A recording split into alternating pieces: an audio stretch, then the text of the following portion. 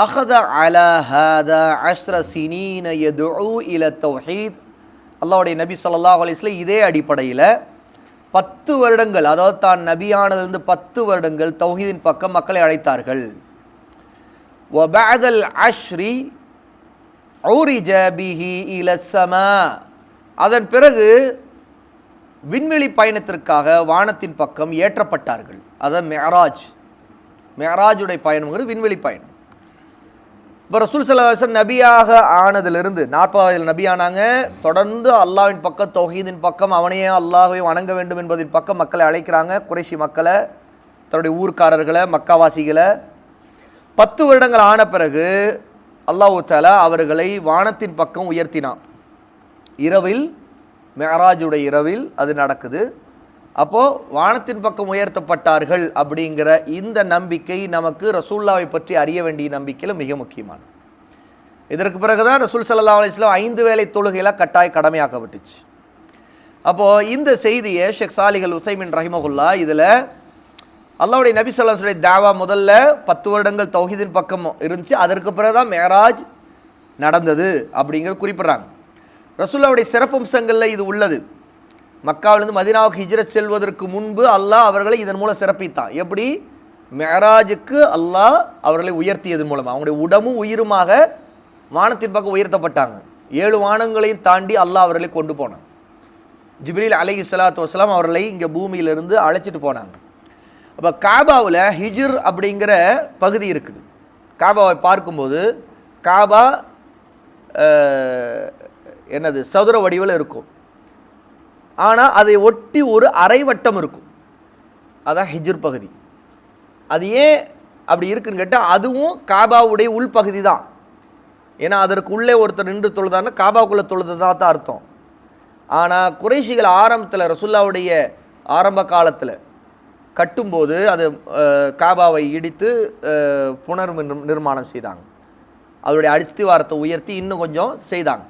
அப்போது அவங்களுக்கு கட்டுமானத்திற்கான ஹலாலான பொருளாதாரம் கிடைக்கிறதுல குறைவு ஏற்பட்டதுனால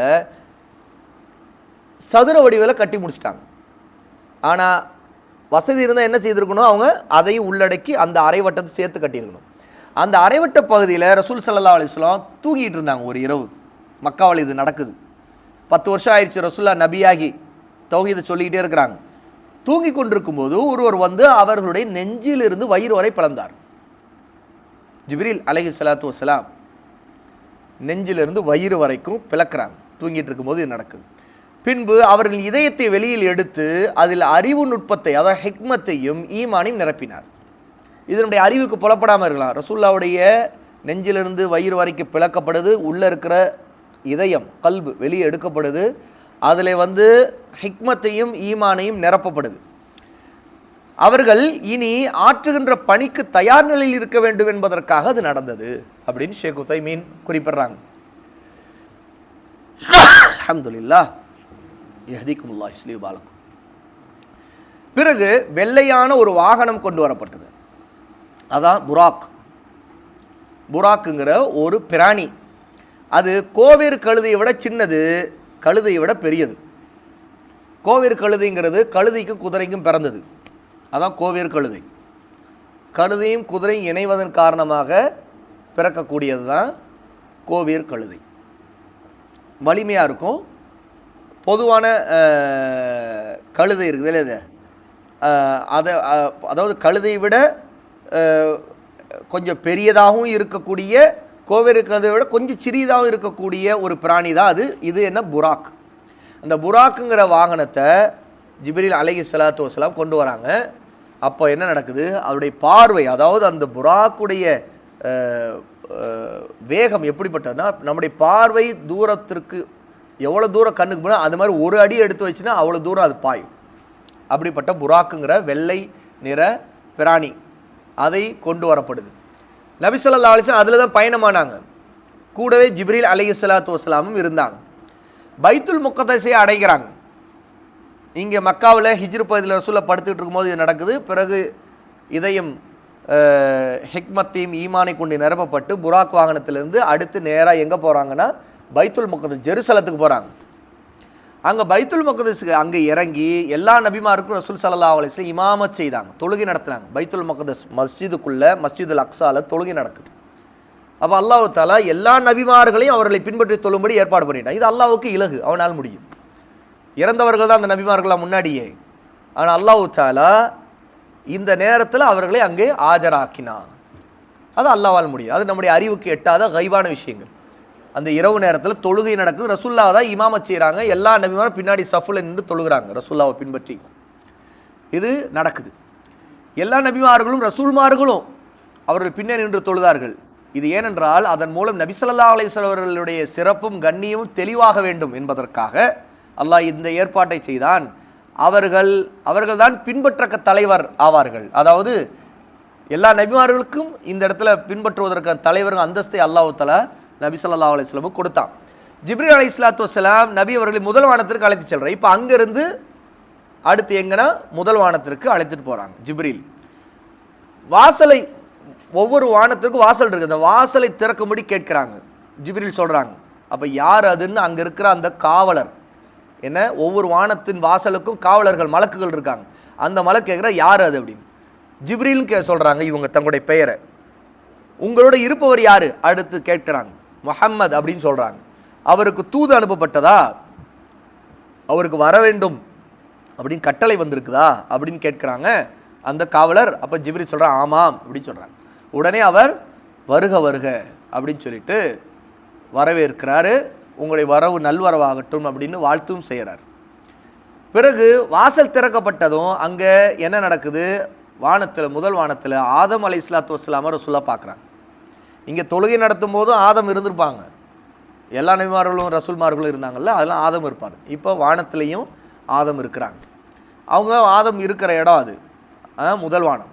ஜிப்ரீல் அலைஹிஸ்ஸலாம் அவர்கள் இவர்தான் உங்கள் தந்தை ஆதம், அவருக்கு சலாம் சொல்லுங்கள் என்று சொன்னார். ரசூலுல்லாஹ்வை பார்த்து ஜிப்ரீல் சொல்கிறாரு இவர் உங்களுடைய தந்தை, சலாம் சொல்லுங்க. உடனே ரசூலுல்லாஹ் சலாம் சொல்கிறாங்க, ஆதம் அலைஹிஸ்ஸலாத்துக்கு பதில் சொல்கிறாங்க.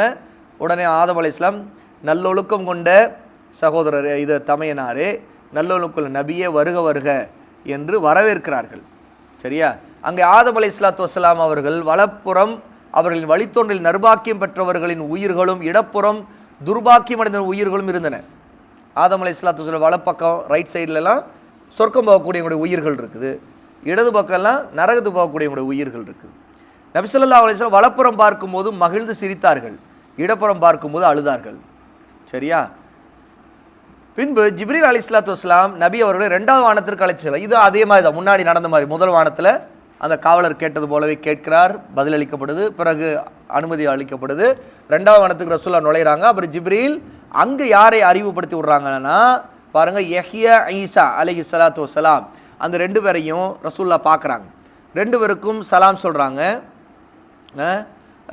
ஜிப்ரீல் அலைஹிஸ்ஸலாம் இவங்க தான் யஹ்யா ஈசான்னு ரெண்டு பேரையும் அறிவுப்படுத்துகிறாங்க, சலாம் சொல்லப்படுது.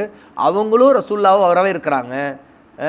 நல்ல சிறந்த நபியே வாங்க வாங்கன்னு அழைக்கிறாங்க. அடுத்து மூன்றாவது வானம், அங்கேருந்து மூன்றாவது வானம். அதுவும் அதே போல் ஒவ்வொரு வானத்துக்கு காவலர் இருப்பாங்க, மலக்கு.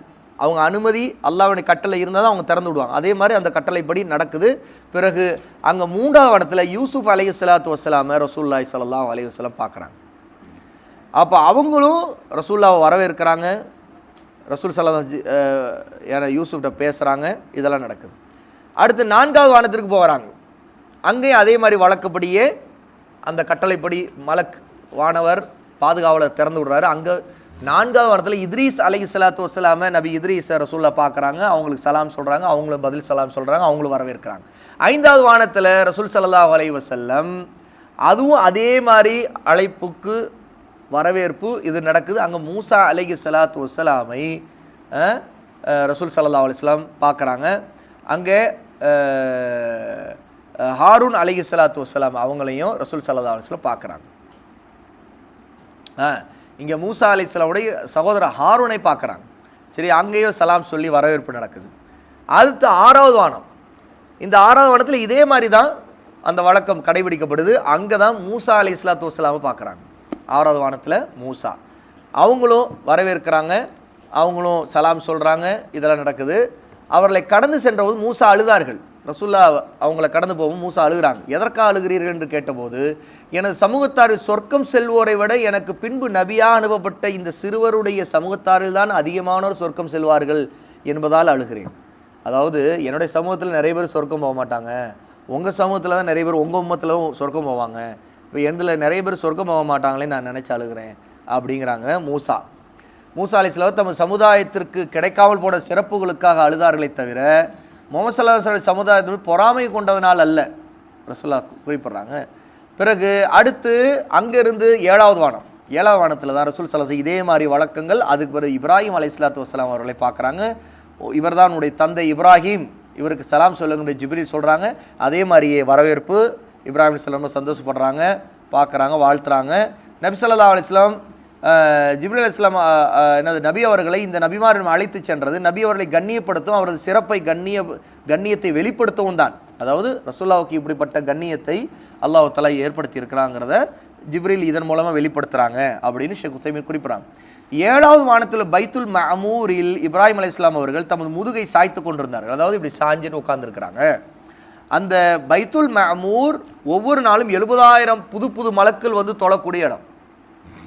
அதனால தான் ஒரு தடவை தான் அந்த மலக்கு தொழுவாங்க, அதுக்கு பிறகு திரும்ப வரமாட்டாங்க. ஆனால் புது மலக்குகளை எல்லாம் படைத்து அங்கே தொலை ஏற்பாடு செய்துக்கிட்டே இருப்பான், நுழைஞ்சிக்கிட்டே இருப்பாங்க. அல்லாஹ்வை தொழுது சஜிதாவிலே இருப்பாங்க. நிறைய மலக்குகள் வந்து தொழுதுட்டு வெளியேறுவாங்க. அது ஹஜ்ஜு செய்யக்கூடிய இடம். அதாவது மலக்குகள் ஹஜ்ஜு செய்யக்கூடிய இடம் அதுதான் பைத்துல் மஅமூர். பைத்துல் மஅமூர் தான் மலக்குகள் ஹஜ்ஜு செய்யக்கூடிய இடம். ஆகவே அங்கே அவங்க ஒரு தடவை தான், அதனால தான் வருவாங்க. ஒரு தடவை தான் ஏன் வராங்கன்னா ஹஜ்ஜு செய்கிறது மட்டும்தான் வருவாங்க. வந்து ஒரு தடவை ஹஜ்ஜு செய்து தொழுதுட்டு போனாங்கன்னா அதுக்கு பிறகு அங்கே பைத்துல் மஅமூரில் வரமாட்டாங்க. அப்போது இந்த மாதிரி மலக்குகள் எண்ணிக்கையை அல்லாஹ் தஆலா படைச்சிக்கிட்டே இருக்கிறான், வந்து தொழுதுட்டு போயிட்டே இருப்பாங்க.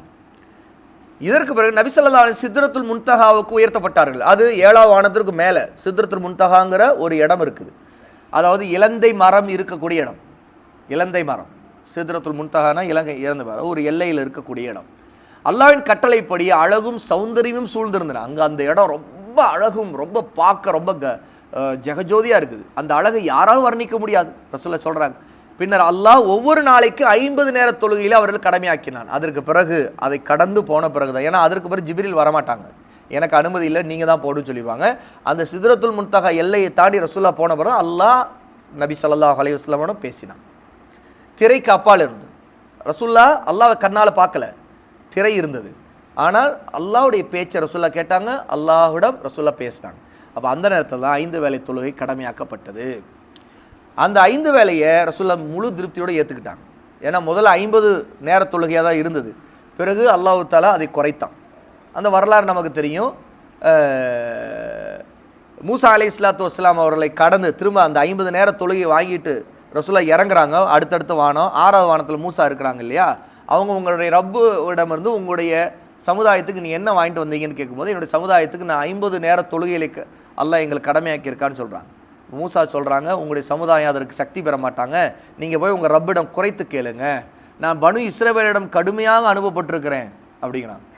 ரொம்ப தொல்லை நான் அனுபவிச்சிருக்கேன் அது என்ன இஸ்ராயில் உடைய பிள்ளைகளிடம், அந்த சமுதாயத்திடம். நீங்கள் உங்கள் மக்களுக்காக இன்னும் குறைச்சி கேளுங்க, அவங்க சக்தி பெற மாட்டாங்க அப்படின்னு. இப்படியே குறைக்க சொல்லி குறைச்சிலே 10, 5, 10, 5ன்னு இப்படி குறைச்சி கடைசியில் 5 வேளை தொழுகையாக அதை அல்லாஹ் ஆக்கிட்டான். இதற்கும் மேலே இன்னும் குறைச்சி கேளுங்கன்னு மூசா சொல்கிறாங்க. அப்போ ரசூலுல்லாஹ் சொன்னாங்க, என் ரப்பிடம் இன்னும் நான் குறைத்து கேட்க வெட்கப்படுறேன்னு சொன்னாங்க. அப்போ தான் அல்லாஹ் தஆலா அறிவிப்பு செய்தான், இந்த கடமையை யார் நிறைவேற்றுகிறார் அந்த 5 வேளையத்தில் அவருக்கு 10 மடங்கு கூலி கொடுக்கும்போது 50 நேர தொழுகை தொழுத கூலி கிடைச்சிடும் அப்படின்னு அல்லாஹ் தஆலா அறிவிப்பு செய்தான். அப்போது 5ஆக இருந்தாலும் அது 10 மடங்குங்கிற கூலிப்படி 50 நேர தொழுகை தொழுத கூலி கிடைச்சிரும். அப்போ அல்லாஹ் தஆலா அறிவிச்சா, என் கடமையை நான் நிறைவேற்றி விட்டேன், எனது அடியாருக்கு நான் எளிதாக்கி விட்டேன். அல்லாஹ் தஆலா 5 நேர தொழுகை அல்லாஹ் இப்படி எளிதாக்கிட்டான். ஆனால் கூலி என்னவோ 50 நேர தொழுகைக்கான கூலி கிடைச்சிடும். நபி ஸல்லல்லாஹு அலைஹி வஸல்லம் அந்த இரவில் சொர்க்கத்தில் நுழைக்கப்பட்டார்கள். அதாவது சொர்க்கத்துக்கும் அல்லாஹ் அனுப்பி வைக்கிறான். போய் எல்லா சொர்க்கத்தையும் பார்க்குறாங்க. அங்கே முத்துக்களால் ஆன மண்டபங்கள் இருந்தன, அங்குள்ள மணல் கஸ்தூரியால் ஆனது.